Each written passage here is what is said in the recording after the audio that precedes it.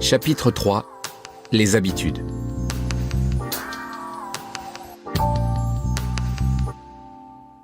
Un sage se promenait un jour dans la forêt avec son jeune élève, quand soudain il s'arrêta devant un jeune arbre. « Arrache cette pousse », dit-il à l'élève en lui montrant une jeune pousse qui sortait de terre. Le garçon tira dessus sans difficulté avec les doigts. « Maintenant, arrache ceci », dit le sage en indiquant un arbre un peu plus solide arrivant à hauteur du genou du garçon. Le garçon tira dessus sans trop forcer et déracina l'arbre. « Et maintenant, essaie avec celui-ci », dit le sage en désignant un arbre aussi grand que le garçon. En y mettant tout son poids et toute sa force, et en utilisant des branches et des pierres, il réussit à grand-peine à déraciner l'arbre. « Maintenant, dit le sage, je voudrais que tu déterres celui-ci. » Le jeune garçon suivit le regard de son professeur et vit un chêne majestueux et si grand qu'il en apercevait à peine la cime. Sachant la lutte qu'il avait menée pour déraciner un arbre beaucoup plus petit, l'enfant dit au sage « Désolé, mais je ne peux pas. » « Mon enfant, tu viens d'illustrer le pouvoir des habitudes sur la vie, » s'exclama le sage. « Plus le temps passe, plus elles sont imposantes et enracinées, et plus on a du mal à les détruire. Certaines deviennent si présentes et si profondément ancrées que l'on hésite même à essayer. » Le poids des habitudes. Pour Aristote, nous sommes ce que nous faisons de manière répétée. Le dictionnaire définit l'habitude comme étant une disposition acquise, relativement permanente et stable, qui devient une sorte de seconde nature. Connaissez-vous l'histoire de l'homme à cheval qui galope à toute vitesse comme s'il avait une mission très importante? Un homme au bord de la route lui crie « Hé, vous allez où comme ça ?» Et le cavalier lui répond « Aucune idée, demandez au cheval !» C'est ce qui arrive à la plupart des gens. Ils vivent leur vie par habitude, sans avoir aucune idée de la direction où elle les mène. Il est temps de tenir les rênes et d'aller là où vous souhaitez vraiment aller. Si vous avez toujours vécu branché sur pilote automatique et laissé vos habitudes gérer vos actions, j'aimerais que vous compreniez pourquoi. Et j'aimerais que vous débranchiez. Rassurez-vous, vous n'êtes pas seul. Des études en psychologie révèlent que 95% de ce que nous ressentons, pensons, faisons et accomplissons résultent d'habitudes acquises. Nous naissons avec des instincts, bien sûr, mais absolument aucune habitude.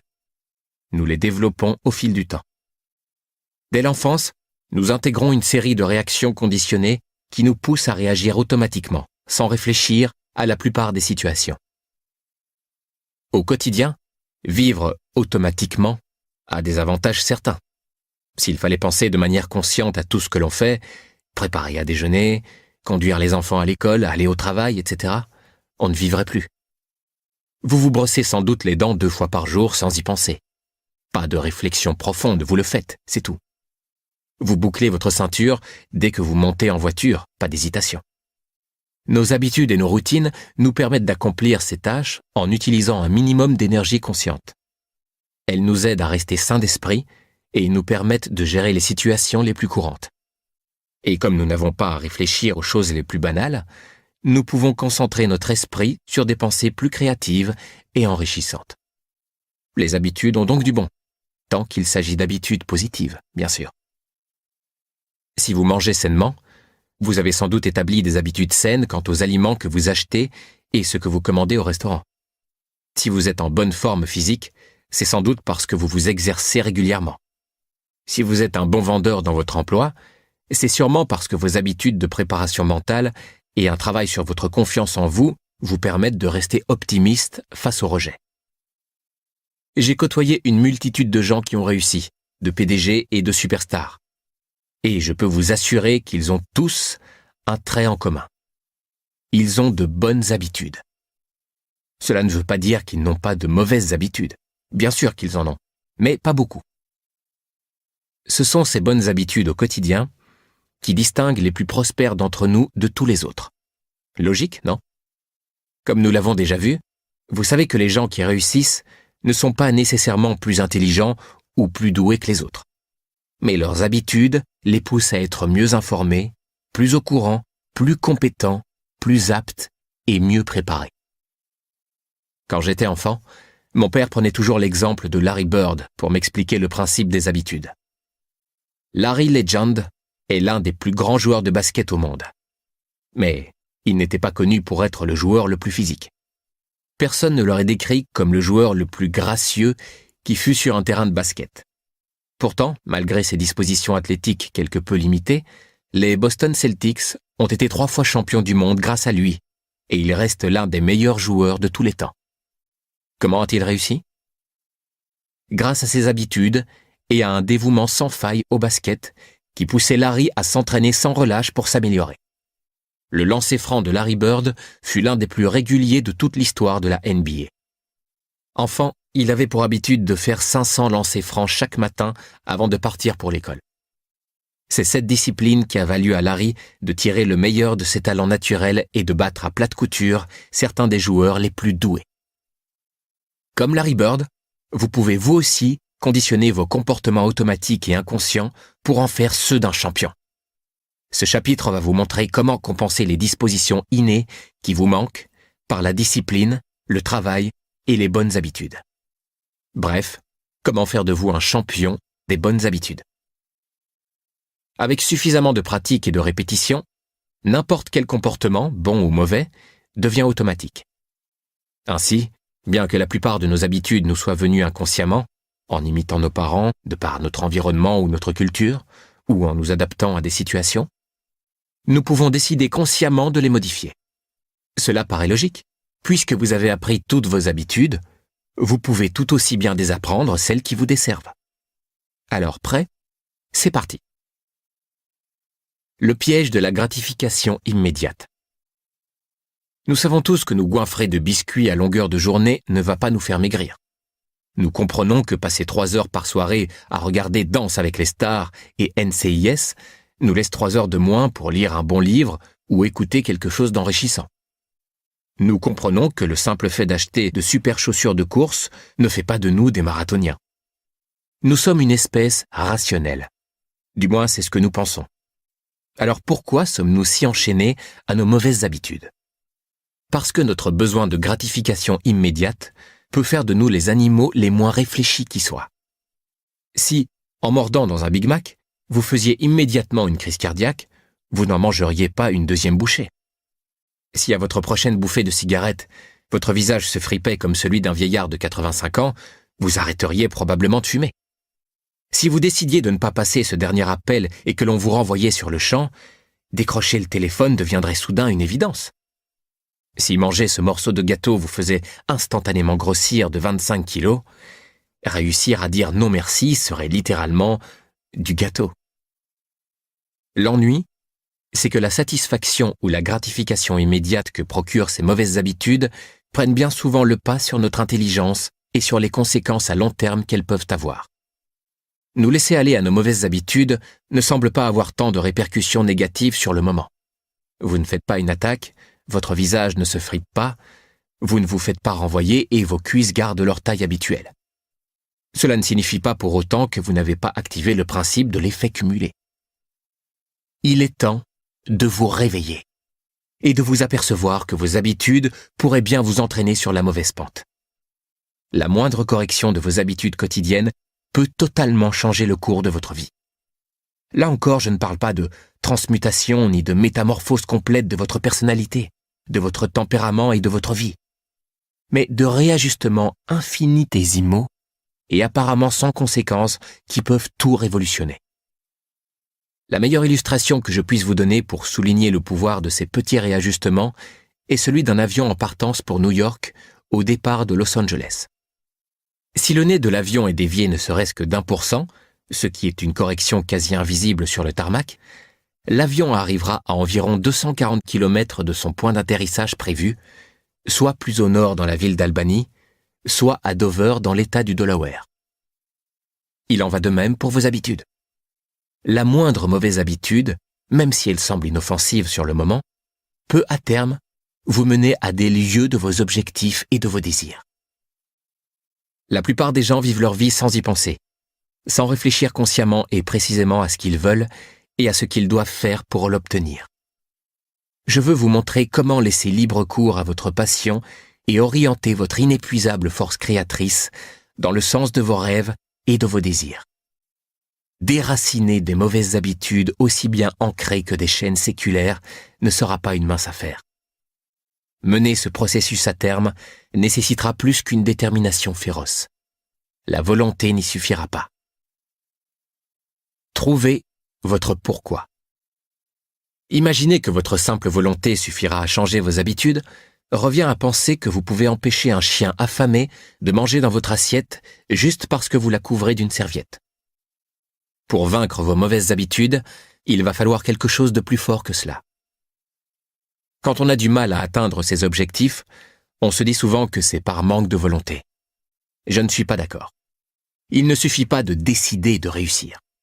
Qu'est-ce qui va vous forcer à ne pas laisser tomber les nouveaux choix positifs que vous devez faire? Qu'est-ce qui va vous empêcher de retomber dans vos mauvaises habitudes? Qu'est-ce qui va faire la différence par rapport à toutes vos tentatives avortées? Au premier signe d'inconfort, vous serez tenté de retomber dans votre bonne vieille routine. Vous avez essayé la volonté, mais ça n'a pas marché. Vous vous êtes fixé de bonnes résolutions, mais vous n'avez pas tenu. Vous pensiez vraiment perdre du poids la dernière fois. Vous pensiez vraiment passer tous ces appels de vente l'année dernière. Ça suffit. Il est temps d'essayer autre chose et d'obtenir de meilleurs résultats. Mettez la volonté de côté. Il est temps de penser au pourquoi. Vos choix n'ont de sens que s'ils sont liés à vos désirs et à vos rêves. Les choix les plus avisés et les plus motivants sont ceux qui correspondent à qui vous êtes, ceux qui correspondent à votre objectif profond et à vos valeurs intrinsèques. Vous devez vouloir quelque chose et savoir pourquoi vous le voulez, sans quoi vous abandonnerez trop facilement. Alors, quel est votre pourquoi? Il vous faut une raison d'apporter des améliorations significatives à votre vie. Et pour vous donner envie de faire les changements nécessaires, votre pourquoi doit être quelque chose d'incroyablement motivant pour vous. Votre pourquoi doit vous donner envie de vous lever chaque matin et de continuer, continuer, continuer pendant des années. Alors, qu'est-ce qui vous motive le plus? Identifier votre pourquoi est absolument essentiel. Car c'est ce qui vous motive qui va alimenter votre passion, votre enthousiasme et votre persévérance.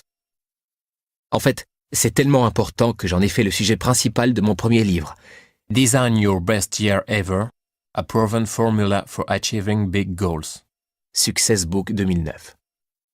Vous devez connaître votre pourquoi. Pourquoi tout est possible. C'est le pouvoir du pourquoi qui vous motivera à endurer tout ce qu'il y a de plus éreintant, de plus banal et de plus laborieux. Tous les comment n'ont aucun sens si vos pourquoi ne sont pas suffisamment forts. Tant que vous n'aurez pas déterminé vos désirs et vos motivations, vous n'irez au bout d'aucune tentative d'amélioration de votre vie. Si votre pourquoi, votre désir, n'est pas suffisamment fort, si votre engagement n'est pas suffisamment solide, vous finirez comme tous les gens qui font des résolutions de nouvel an et les laissent vite tomber pour retourner à leurs bonnes vieilles habitudes. Voici une analogie pour illustrer cette idée. Si je posais par terre une planche de 25 cm de large et de 10 mètres de long, et vous disais « Si vous parcourez toute la longueur de la planche, je vous donne $20 », le feriez-vous? Bien sûr que vous le feriez. Ce serait $20 facilement gagnés. Mais si je prenais cette même planche et que je la plaçais entre deux immeubles de 100 étages, ces $20 ne seraient tout d'un coup plus aussi intéressants ou aussi faciles à gagner, pas vrai? Vous me répondriez « Non mais ça va pas ». En revanche, si l'immeuble d'en face était en feu, que votre enfant se tenait sur le toit et que vous deviez le sauver des flammes, marcheriez-vous sur cette planche? Sans aucun doute. Vous le feriez immédiatement avec ou sans les $20. Comment se fait-il que la première fois que je vous ai demandé de marcher sur cette planche suspendue dans les airs, vous ayez refusé, et la deuxième fois, vous n'ayez pas hésité un instant? Les risques et les dangers étaient pourtant les mêmes. Alors qu'est-ce qui a changé? Ce qui a changé, c'est votre pourquoi, votre raison de vouloir le faire. Vous voyez donc que si la raison est suffisamment importante, vous serez prêt à y aller quel que soit le comment. Pour véritablement déclencher le potentiel de créativité et l'énergie qui sommeille en vous, vous devez passer outre les motivations financières et matérielles. Pas que ces motivations soient mauvaises, au contraire, elles sont tout à fait valables, et je suis moi-même amateur de beaux objets. Mais l'aspect matériel ne suffit pas à mobiliser le cœur, l'âme et les tripes. La passion doit venir de plus loin, de plus profond en nous. Sans passion, même le luxe passe à côté des vraies valeurs, le bonheur et l'accomplissement. Dans une interview d'Anthony Robbins, expert en performance d'excellence, Success janvier 2009, ce dernier a déclaré « J'ai vu des hommes d'affaires obtenir tout ce qu'ils désiraient et continuer pour autant de vivre dans la frustration, dans l'inquiétude et dans la peur. Qu'est-ce qui empêche des gens aussi prospères d'être heureux ? La réponse est qu'ils se sont acharnés à réussir, mais en ont oublié de s'épanouir. Une réussite extraordinaire ne garantit pas la joie, le bonheur, l'amour et le sens de la vie. Ces éléments se complètent mutuellement et me poussent à croire que la réussite sans l'épanouissement n'est en définitive qu'un échec. » Bien dit. Voilà pourquoi il ne suffit pas d'avoir du succès. Il faut aller chercher au fond de vous la motivation essentielle qui déclenchera votre super pouvoir, celui du pourquoi. Ce qui vous tient à cœur.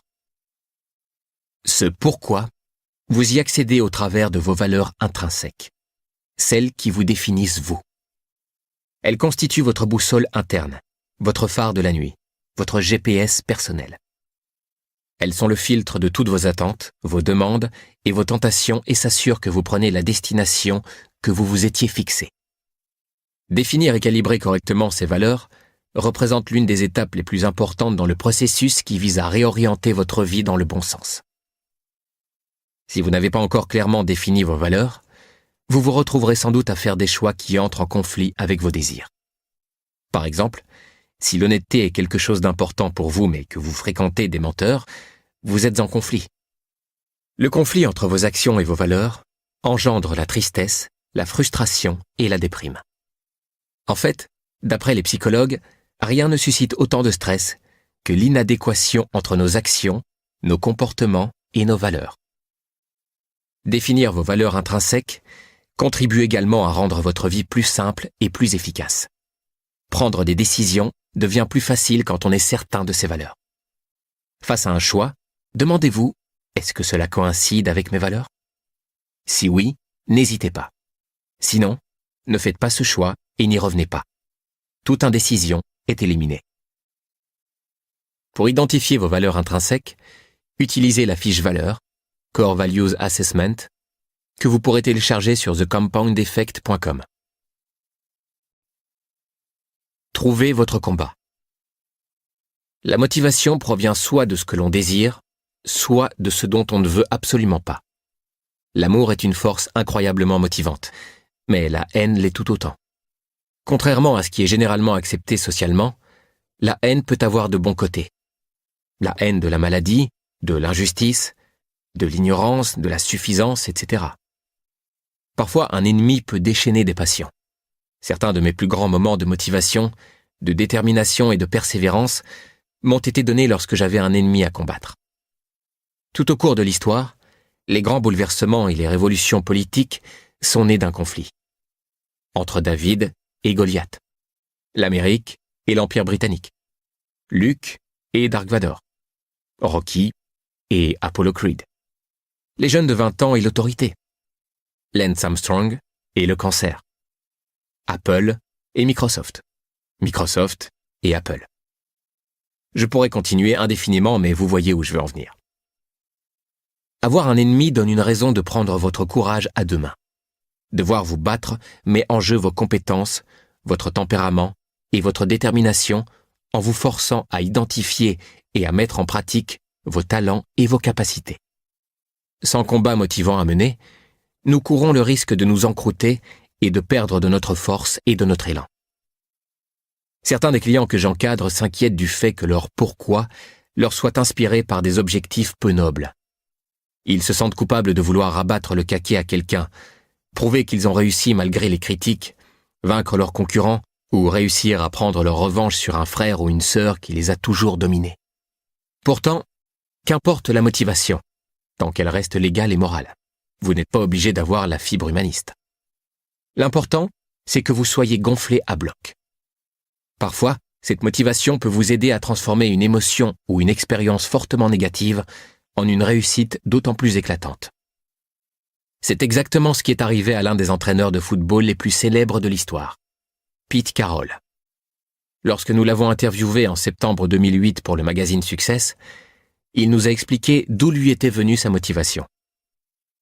Enfant, j'étais minuscule. On ne me laissait pas faire grand-chose à cause de ma petite taille. J'ai mis 2 ans à avoir l'occasion de prouver que je pouvais être compétitif. J'ai toujours su que j'étais bien meilleur et que je devais me battre pour le prouver. J'étais frustré car je savais que je valais mieux que ça. C'est ce besoin de se battre pour être reconnu qui a valu à Carroll d'avoir autant de succès. Notre numéro de Success Magazine de mars 2010 consacre un article au grand acteur Anthony Hopkins. Au cours de cette interview, j'ai eu la surprise d'apprendre que son immense talent et sa détermination lui avaient été inspirés par la colère.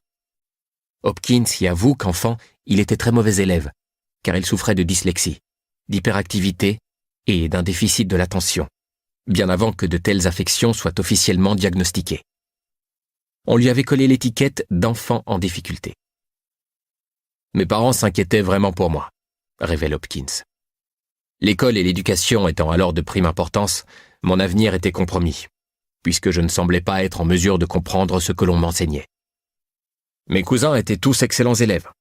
J'en éprouvais de la rancune et me sentais rejeté par la société.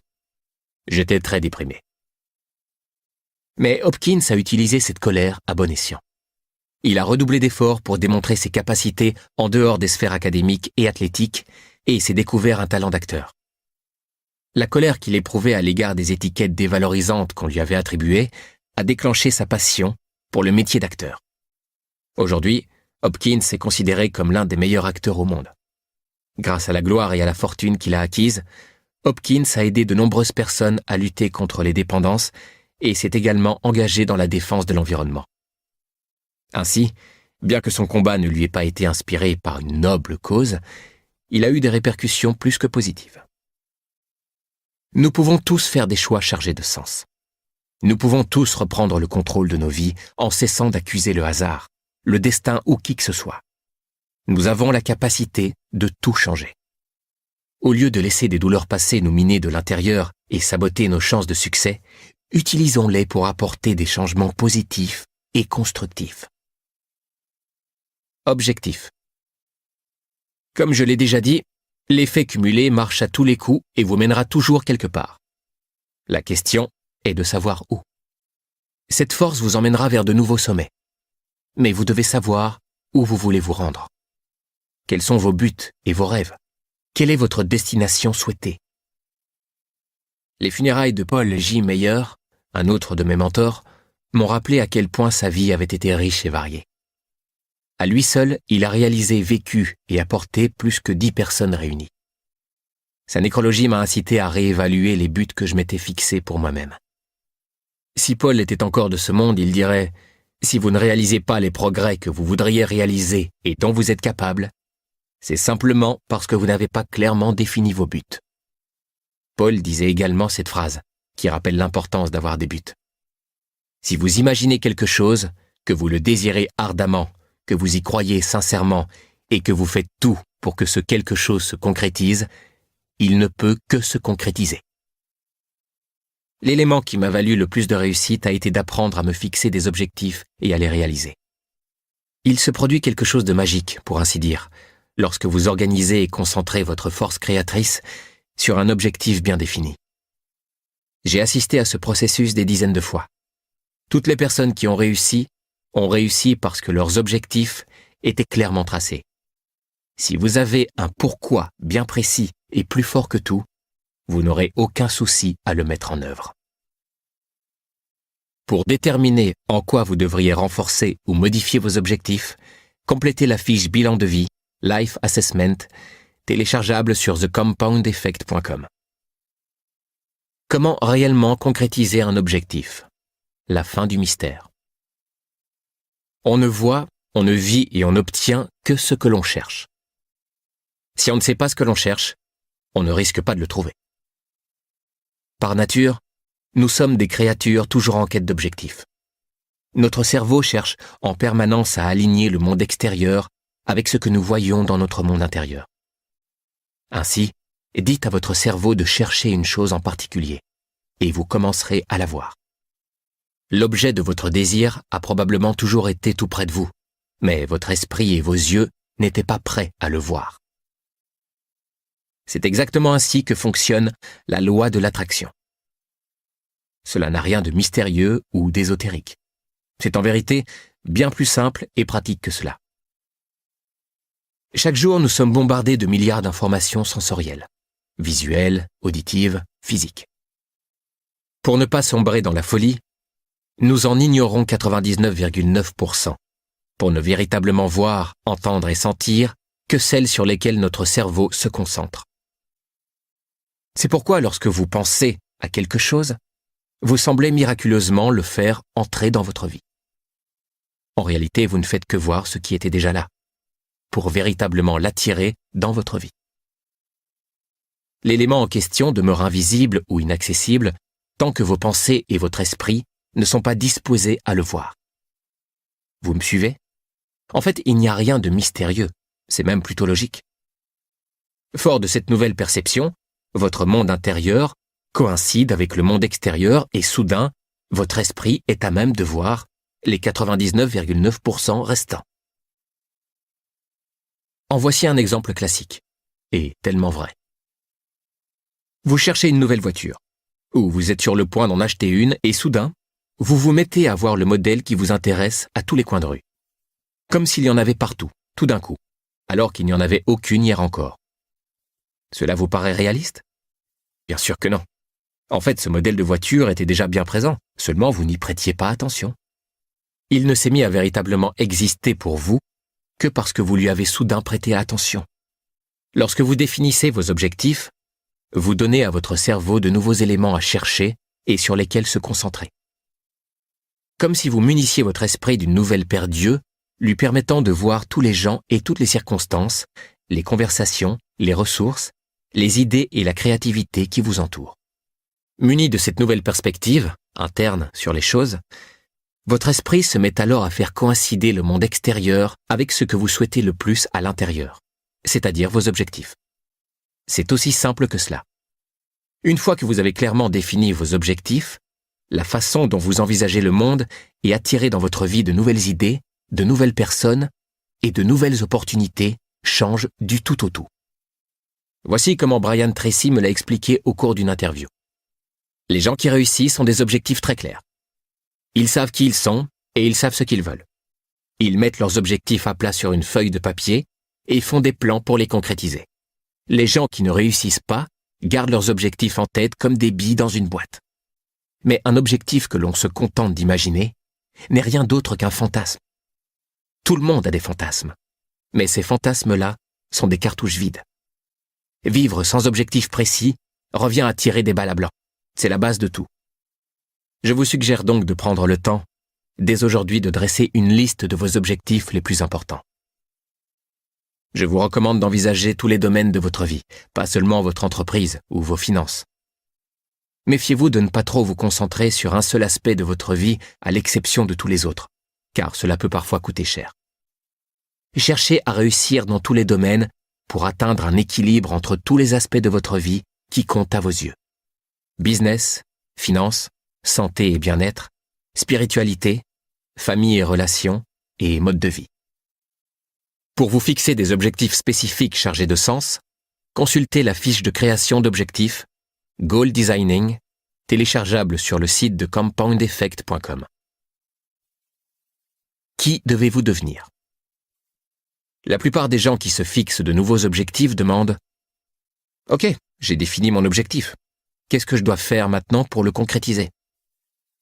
Ce n'est pas une mauvaise question, mais ce n'est pas non plus la première question qu'il faut se poser. Demandez-vous d'abord « Qui dois-je devenir ?»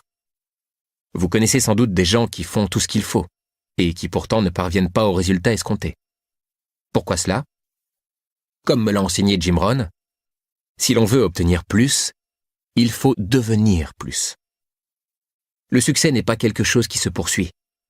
car ce que l'on poursuit nous échappe toujours, tels des papillons que l'on cherche à attraper. Le succès est quelque chose que l'on attire en devenant quelqu'un d'autre.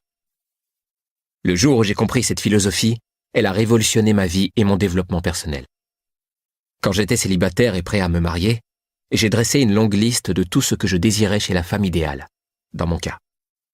J'ai noirci plus de 40 pages de cahier recto-verso pour la décrire dans les moindres détails. Sa personnalité, son caractère, ses plus grandes qualités, ses attitudes, ses philosophies sur la vie et même le genre de famille dont elle serait issue, sa culture et son aspect physique jusqu'à la texture de ses cheveux.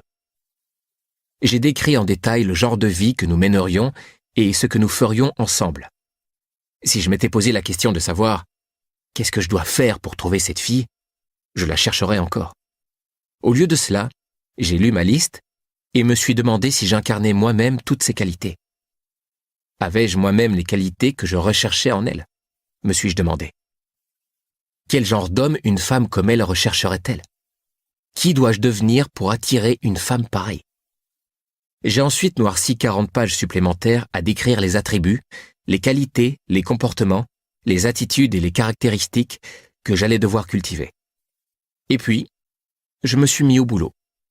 Et vous savez quoi ? Ça a marché. Comme tout droit sorti des pages de mon cahier, ma femme Georgia a surgi devant moi. Aussi bizarre que cela puisse paraître, elle était exactement comme je me l'étais imaginé, dans les moindres détails. Le secret était d'identifier exactement qui j'allais devoir devenir pour réussir à attirer et à garder une femme de cette qualité, puis de tout mettre en œuvre pour le devenir. Pour identifier vos mauvaises habitudes, ainsi que les bonnes habitudes qui vous serviront à devenir et à obtenir ce que vous désirez, téléchargez sur thecompoundeffect.com et complétez la fiche évaluation des habitudes Habit Assessment. Une question de comportement. Bien. Établissons à présent le processus par lequel vous allez concrétiser les objectifs que vous vous êtes fixés. C'est-à-dire ce que vous devez faire, ou dans certains cas, ce que vous devez arrêter de faire. La seule chose qui s'interpose entre vous et votre objectif, c'est votre comportement. Y a-t-il quelque chose que vous devriez arrêter de faire pour que l'effet cumulé ne vous tire pas vers le bas ? Inversement, y a-t-il quelque chose que vous devriez commencer à faire pour que votre trajectoire suive la meilleure direction ? Bref, quelles sont les habitudes et les comportements que vous devriez soustraire ou ajouter à votre vie ? Votre vie se résume à cette formule.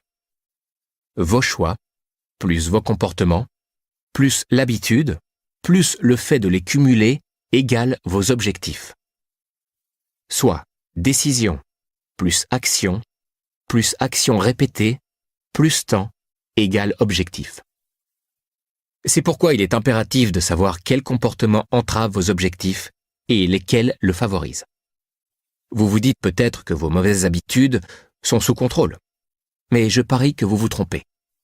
C'est pourquoi, encore une fois, le suivi de vos habitudes est si efficace.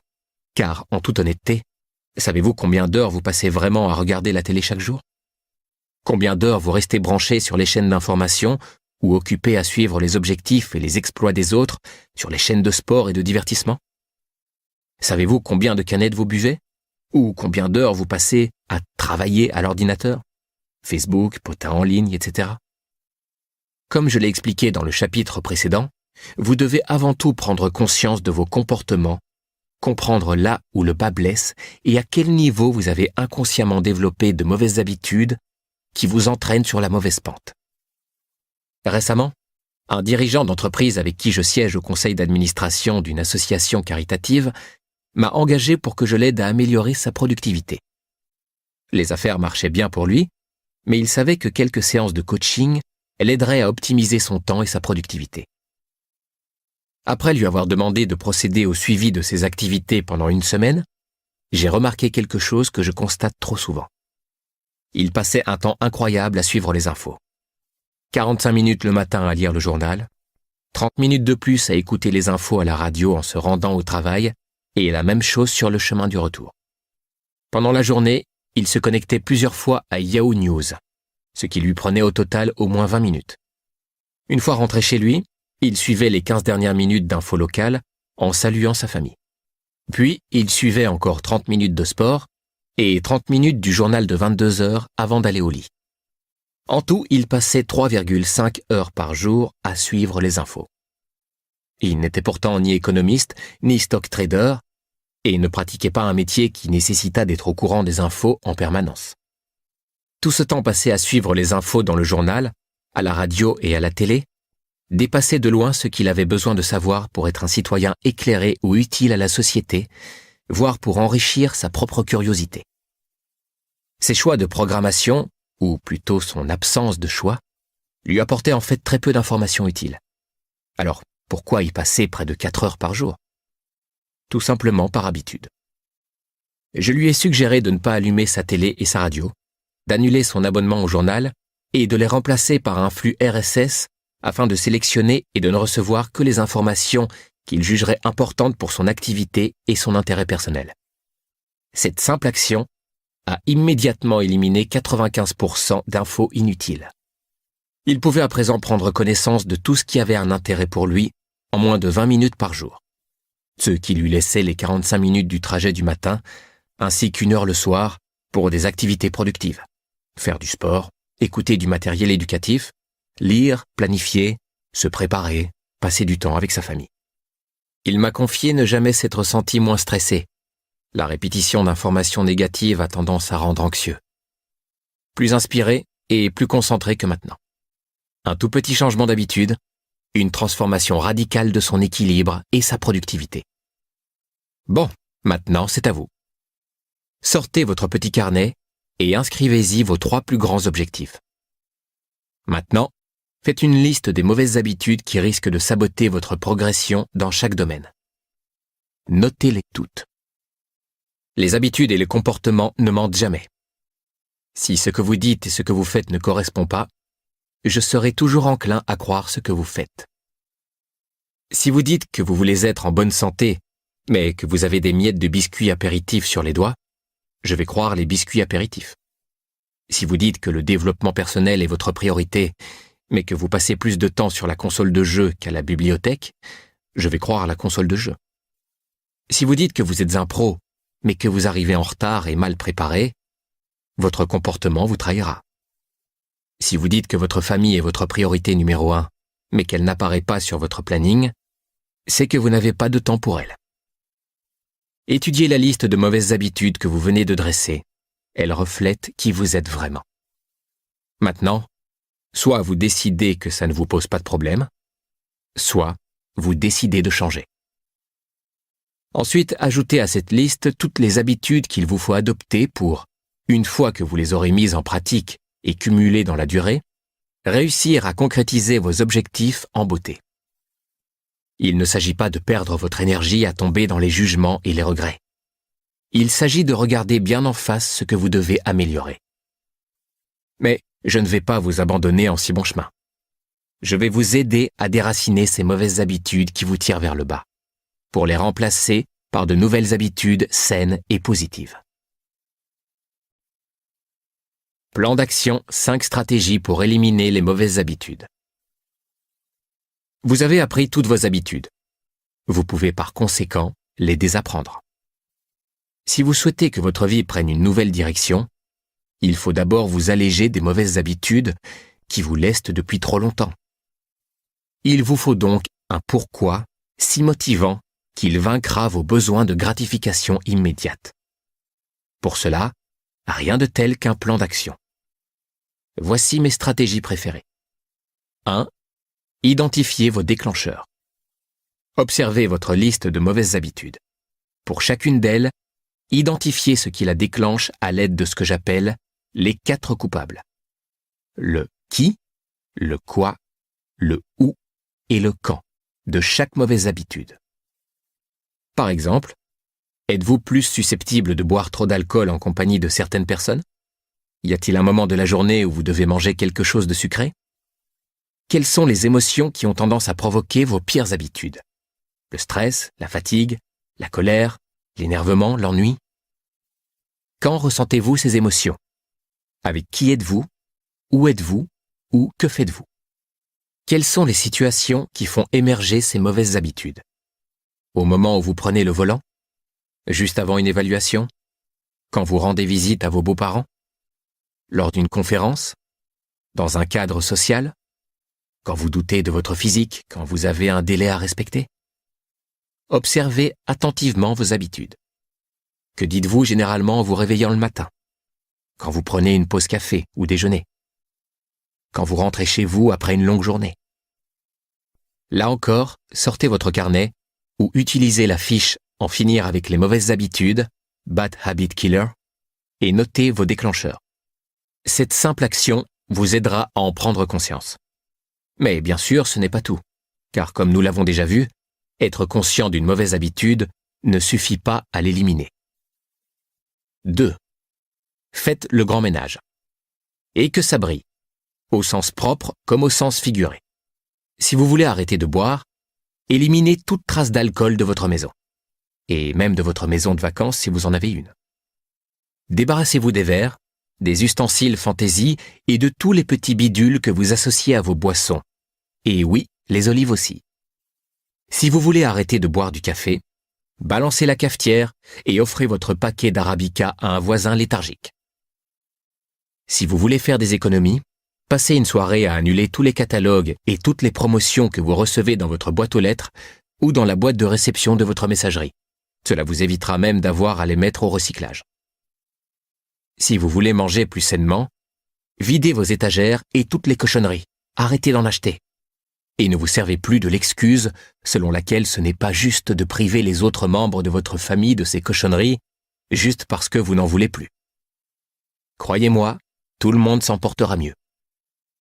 Ne faites plus entrer ce genre de nourriture dans votre maison. Un point, c'est tout. Débarrassez-vous de tout ce qui encourage vos mauvaises habitudes. 3. Faites l'échange. Jetez à nouveau un œil à votre liste de mauvaises habitudes. Comment pourriez-vous faire en sorte qu'elles ne vous nuisent plus autant? Pourriez-vous les remplacer par des habitudes plus saines ou vous en débarrasser pour de bon? Tous ceux qui me connaissent savent que j'aime finir mes repas par une petite sucrerie. S'il y a de la glace au congélateur, la petite sucrerie se transforme vite en banana split avec 3 boules de glace et accompagnement, 1255 calories. Je remplace donc cette mauvaise habitude par 2 petits chocolats, 50 calories. Cela me permet de satisfaire mon goût pour les sucreries tout en m'épargnant 1 heure supplémentaire de tapis de jogging. Ma belle-sœur avait pris pour habitude de grignoter des chips en regardant la télé. Il lui arrivait souvent d'en descendre un paquet entier, sans même s'en rendre compte. Puis elle a compris que ce qui lui plaisait véritablement, c'était la sensation de croustillant. Elle a donc décidé de remplacer sa mauvaise habitude par une carotte, des branches de céleri ou du brocoli cru, qui lui procurent le même plaisir sous la dent, tout en l'aidant à manger sa ration quotidienne de légumes. Un homme qui travaillait pour moi avait pour habitude de boire entre 8 et 10 canettes de Coca Light par jour. Ça, c'est une mauvaise habitude. Je lui ai suggéré de les remplacer par de l'eau gazeuse faible en sodium et d'y ajouter une tranche de citron vert ou d'orange. C'est ce qu'il a fait pendant 1 mois, avant de se rendre compte qu'il n'avait pas besoin d'eau gazeuse et de passer à l'eau plate. Vous aussi, amusez-vous à voir quel comportement vous pouvez remplacer, éliminer ou échanger. 4. Procéder par paliers. Quand je vais me baigner, je m'acclimate en trempant d'abord les chevilles, puis les genoux, la taille et enfin la poitrine avant de piquer une tête. Il y a des gens qui se contentent de courir et de plonger tête la première. Tant mieux pour eux, mais moi je n'y arrive pas. J'aime y aller étape par étape, ce qui est sans doute dû à un traumatisme de mon enfance, comme vous verrez dans la stratégie suivante. De la même façon, il peut s'avérer plus efficace de procéder progressivement, par paliers, pour vous défaire des habitudes les plus ancrées. Si vous avez passé des décennies à répéter, cimenter, fortifier ces habitudes, il est peut-être sage de vous laisser le temps de les dénouer petit à petit. Il y a quelques années, le médecin de ma femme lui a conseillé de ne plus consommer de caféine pendant quelques mois. Elle et moi sommes fanas de café. J'ai donc décidé de l'accompagner dans cette épreuve. Nous avons d'abord fait 50-50. 50% décaféiné, 50% normal pendant 1 semaine. Puis, 100% décaféiné pendant 1 semaine de plus. Puis, thé Earl Grey décaféiné pendant 1 semaine, suivi d'1 semaine de thé vert décaféiné. Cela nous a pris 1 mois, mais nous avons souffert d'aucun symptôme associé au manque de caféine. Pas de maux de tête, pas d'insomnie, pas de problème de concentration, rien. Cependant, la simple idée de décrocher totalement du jour au lendemain me fait encore frissonner. 5. Ou allez-y, la tête la première. Nous ne sommes pas tous faits de la même façon. Des recherches ont révélé, paradoxalement, que certaines personnes ont plus de facilité à changer de mode de vie si elles doivent changer plusieurs mauvaises habitudes en même temps. Ainsi, le docteur Dean Ornish, pionnier de la cardiologie, a découvert que certaines affections cardiaques graves pouvaient être guéries, sans traitement médical et sans chirurgie, par un changement radical de style de vie. Il semblerait que les patients en question trouvent souvent plus facile d'abandonner presque toutes leurs mauvaises habitudes d'un seul coup. Au cours d'un programme d'entraînement, l'alimentation riche en calories et en cholestérol des participants a été remplacée par une alimentation très basse calorie. Les patients ont également dû faire de l'exercice, quitter leur canapé pour faire de la marche ou du jogging, et pratiquer des techniques de réduction du stress et autres habitudes bénéfiques pour le système cardiovasculaire. En moins d'un mois, ces patients ont renié une vie entière de mauvaises habitudes pour en adopter de nouvelles. Au bout d'un an, les résultats étaient tout bonnement spectaculaires. Personnellement, je trouve qu'il s'agit là d'un cas exceptionnel. Mais à vous de voir quelle stratégie marche le mieux pour vous.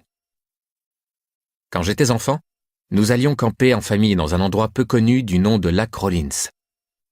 Le lac, situé à proximité des Sierras du nord de la Californie, est alimenté par les glaciers des montagnes du lac Tahoe. L'eau y est donc glaciale.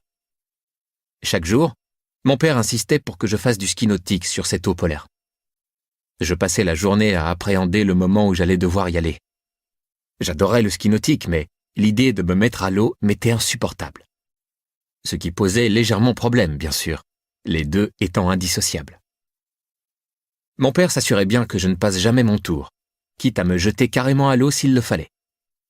Après une dizaine de secondes infernales durant lesquelles je frôlais l'hypothermie, je finissais toujours par apprécier le côté rafraîchissant et énergisant de l'eau. Mon appréhension à l'idée de devoir me mettre à l'eau dépassait en fait la réalité. Une fois que mon corps s'était acclimaté, le ski nautique était un moment de pur bonheur. Et pourtant, c'est avec la même épouvante suivie du même soulagement que je renouvelais l'expérience à chaque fois.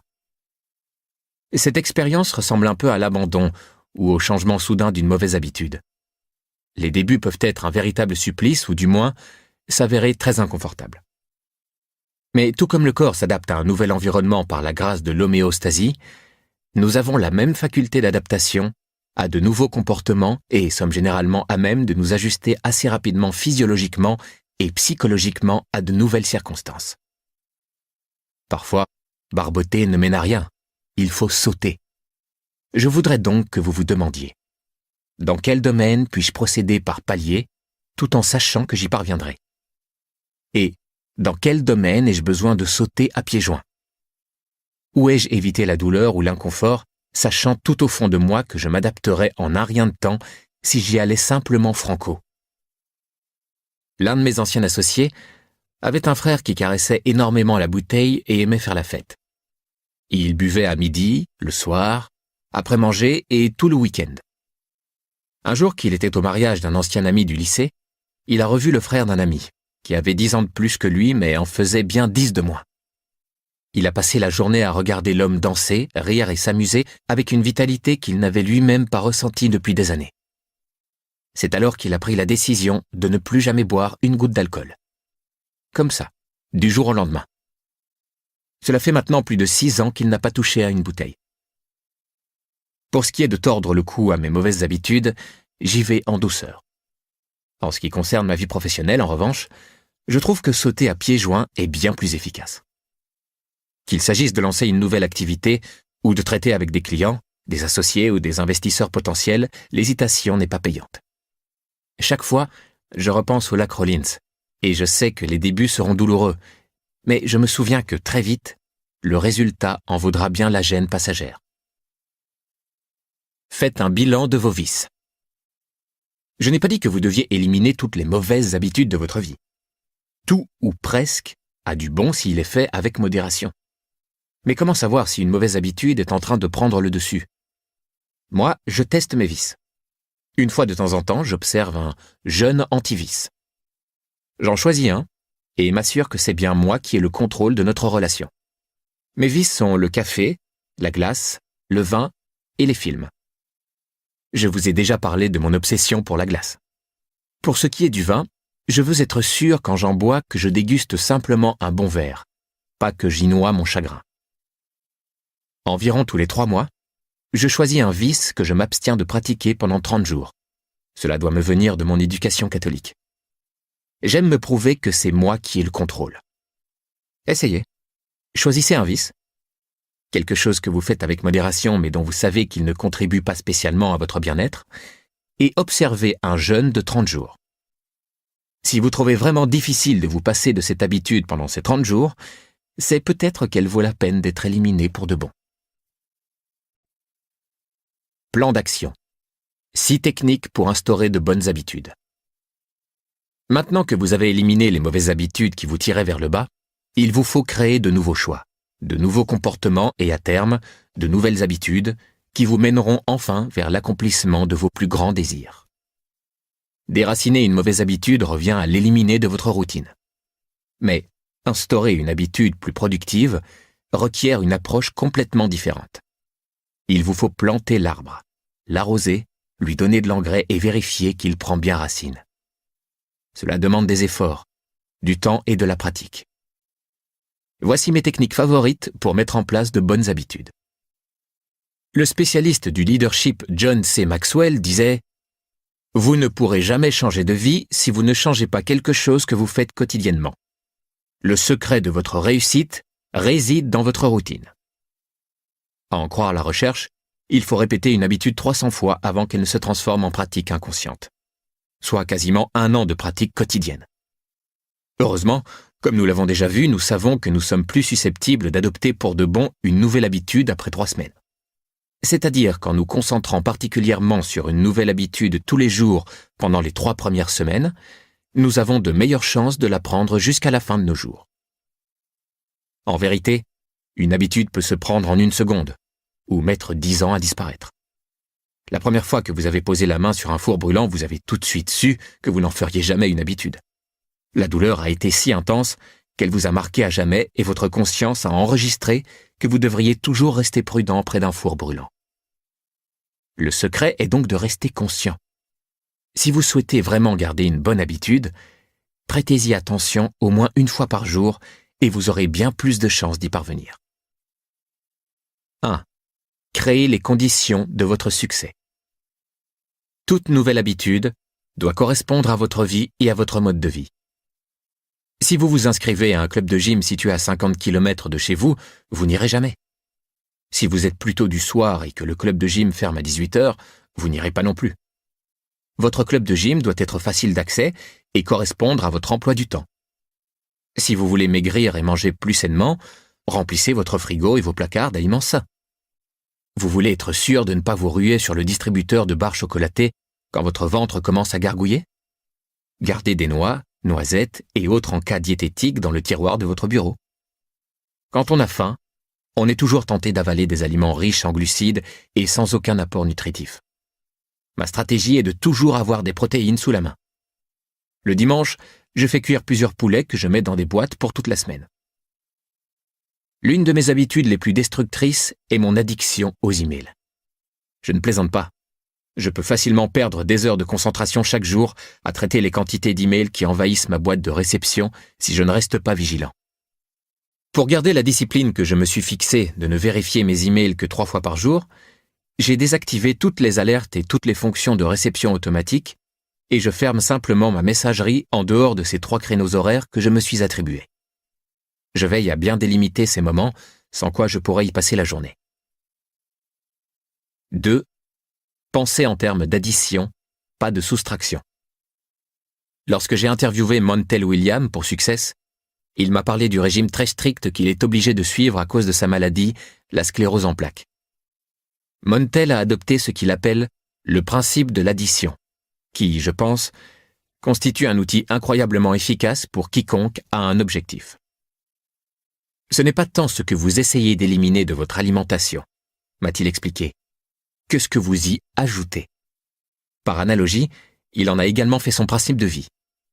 Au lieu de penser en termes de privation, exemple, je ne peux manger ni hamburger, ni chocolat, ni produits laitiers, il pense à ce qu'il peut manger. Exemple, aujourd'hui, je vais me faire une salade, des légumes à la vapeur et des figues fraîches en dessert. En concentrant son esprit et son estomac sur ce qui lui est autorisé, il ne prête plus attention à ce qui lui est interdit.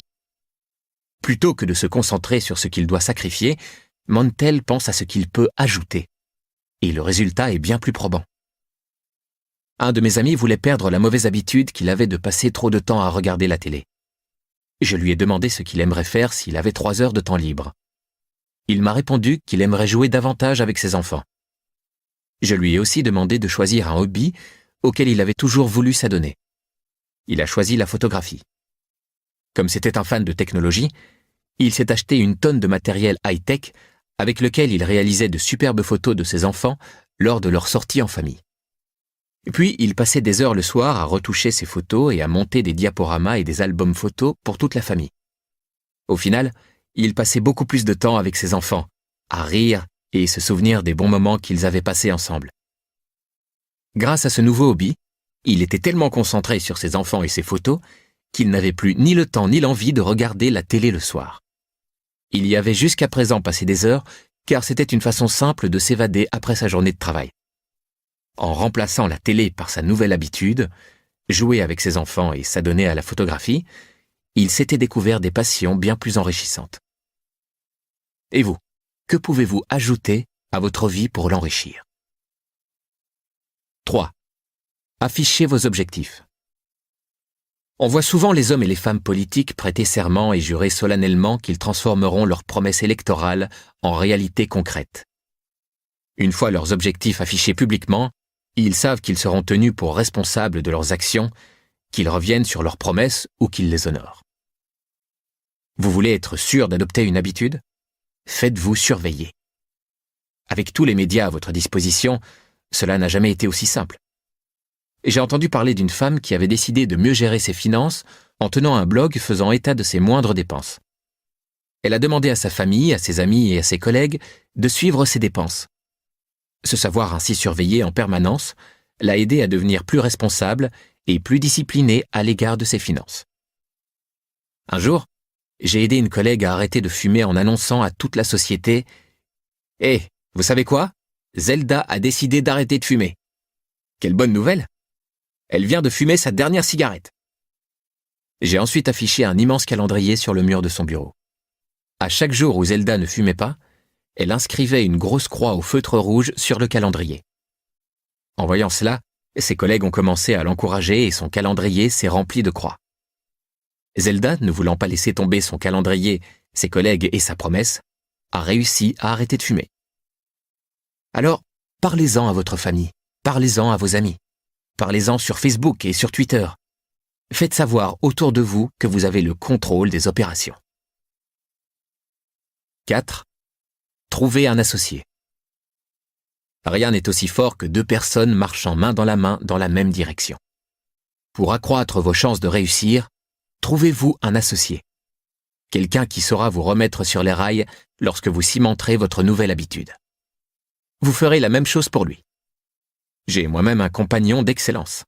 Tous les vendredis à 11h précises, nous nous passons un appel de 30 minutes pendant lesquels nous échangeons nos victoires, nos pertes, nos solutions et nos trouvailles de la semaine. Nous échangeons nos commentaires et nous tenons mutuellement redevables. Vous aussi, trouvez quelqu'un avec qui sortir marcher, courir ou aller à la gym, ou avec qui discuter et échanger vos livres de développement personnel, par exemple. 5. Compétition et camaraderie. Rien de tel qu'un concours amical pour attiser votre esprit de compétition et adopter une nouvelle habitude en 2 temps 3 mouvements. Le docteur Mehmet Oz m'a un jour confié au cours d'une interview « Si les gens parcouraient ne serait-ce que 1000 pas de plus par jour, ils changeraient de vie. » Vidéo Plus, la société mère de Success, a organisé une compétition où étaient distribués des podomètres pour compter les pas des participants. Les employés, répartis en équipes, devaient réussir à accumuler le plus de pas possible. J'ai été totalement surpris de voir que certaines personnes, qui n'auraient auparavant jamais fait le moindre exercice, se mettent soudain à parcourir jusqu'à 10 km à pied par jour. À midi, ils faisaient les 400 pas dans le parking. Au lieu de faire leur audioconférence au bureau, ils les faisaient soudain par téléphone portable tout en marchant. Grâce à cette compétition, les employés ont trouvé des moyens d'accroître leur activité. Le moindre pas était enregistré et tout le monde pouvait voir qui lambinait et qui accumulait les pas jour après jour. Mais une fois la compétition terminée, j'ai été tout aussi fasciné d'observer que le nombre de pas avait considérablement chuté, de plus de 60% le mois suivant. Une fois la compétition rouverte, le nombre de pas a à nouveau décollé. Ainsi, il suffisait de réveiller leur esprit de compétition pour que les gens se mettent en mouvement et en retirent au passage un merveilleux sentiment d'appartenance à une communauté, de partage et de camaraderie. Quel genre de compétition amicale pourriez-vous organiser avec vos amis, vos collègues ou vos équipiers? Comment pourriez-vous renforcer votre nouvelle habitude par une rivalité amicale et un esprit de compétition? 6. Récompensez-vous. Le travail, c'est la santé. Mais il faut aussi savoir s'amuser, sans quoi on risque vite de craquer. Sachez aussi profiter des fruits de vos victoires. Vous ne pouvez pas vous sacrifier sans vous récompenser un peu. Accordez-vous des petites gratifications tous les mois, toutes les semaines ou même tous les jours, ne serait-ce qu'un petit quelque chose pour vous récompenser de votre nouvelle habitude. Prenez le temps de vous promener, de prendre un bon bain ou de lire quelque chose juste pour le plaisir. Pour les événements plus marquants, offrez-vous un massage ou dînez à votre restaurant préféré. Et promettez-vous quelque chose de vraiment bien pour la fin. C'est dur de changer, tant mieux.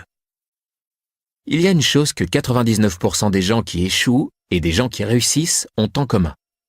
Ils ont horreur de faire toujours la même chose. La seule différence, c'est que ceux qui réussissent le font quand même. C'est dur de changer. C'est pourquoi beaucoup ne changent pas leurs mauvaises habitudes et pourquoi beaucoup finissent malheureux et en mauvaise santé. Néanmoins, ce qui me plaît dans cette réalité, c'est que s'il était si simple de changer et que tout le monde y arriverait, vous et moi aurions bien plus de mal à nous distinguer et à avoir autant de succès. Être ordinaire, c'est facile. Être extraordinaire, en revanche, fait de vous l'exception. Personnellement, je préfère les choses compliquées. Pourquoi ? Parce que je sais que la plupart des gens ne se donneront pas la peine et que ce sera par conséquent bien plus facile pour moi d'être le meilleur. Comme l'a dit de manière si éloquente le Dr Martin Luther King Jr., la véritable valeur d'un homme ne se mesure pas dans les moments de confort et de facilité, mais face à l'adversité. C'est en persévérant en dépit des difficultés, de l'ennui et des privations que vous gagnez vos galons et parvenez à vous améliorer et prendre la tête de la compétition. C'est peut-être dur, malaisé ou ennuyeux, mais qu'importe, faites-le. Persévérez. La magie de l'effet cumulé ne vous en récompensera que davantage. Soyez patient. Quand il s'agit de délaisser de mauvaises habitudes pour en instaurer de nouvelles, n'oubliez pas d'être patient avec vous-même. Si vous avez passé 20, 30, 40 ans ou plus à répéter les comportements que vous tentez à présent de modifier, attendez-vous à ce que cela prenne du temps et des efforts avant que vous puissiez observer des résultats durables. La science nous a montré que la répétition fréquente des pensées et des actions crée ce que l'on appelle une empreinte neurologique dans le cerveau, ou un sillon, c'est-à-dire une série de neurones interconnectés qui contiennent les informations d'une habitude donnée. L'habitude est générée par l'attention qu'on lui porte. Lorsque nous prêtons attention à une habitude, nous activons une partie de notre cerveau qui déclenche les pensées, les désirs et les actions liées à cette habitude. Heureusement, le cerveau est malléable. Il suffit de ne plus prêter attention à une mauvaise habitude pour que le sillon qui lui est lié perde de son efficacité. Lorsque nous prenons de nouvelles habitudes, de nouveaux sillons se creusent toujours un peu plus à chaque répétition et finissent par remplacer les sillons précédents. Créer ces nouvelles habitudes et creuser de nouveaux sillons dans votre cerveau prendra du temps. Soyez patient avec vous-même. Si vous tombez en route, relevez-vous et reprenez sans pour autant vous en prendre à vous-même. Pas de problème, cela arrive à tout le monde. Recommencez Essayez une nouvelle stratégie, soyez plus déterminé et plus constant. Si vous persévérez, vous serez récompensé en conséquence. En parlant de récompense, c'est dans le prochain chapitre que nous allons véritablement commencer à nous démarquer. C'est là que l'effet multiplicateur va réellement prendre forme. Après tous les efforts et la discipline que vous avez mis en œuvre dans les 3 premiers chapitres, voici le moment d'en récolter les fruits. Laissez l'effet cumulé se mettre à l'œuvre. Résumé des mesures à prendre. Identifiez vos 3 meilleures habitudes, celles qui renforcent votre plus grand objectif. Identifiez les 3 mauvaises habitudes qui vous dévient de votre plus grand objectif. Identifiez 3 nouvelles habitudes à adopter pour vous aider à concrétiser votre plus grand objectif. Téléchargez la fiche évaluation des habitudes, Habit Assessment, sur thecompoundeffect.com. Identifiez votre motivation. Découvrez ce qui vous anime et vous motive suffisamment pour obtenir de grands résultats. Téléchargez la fiche valeur, Core Value Assessment, sur thecompoundeffect.com. Trouvez votre pourquoi.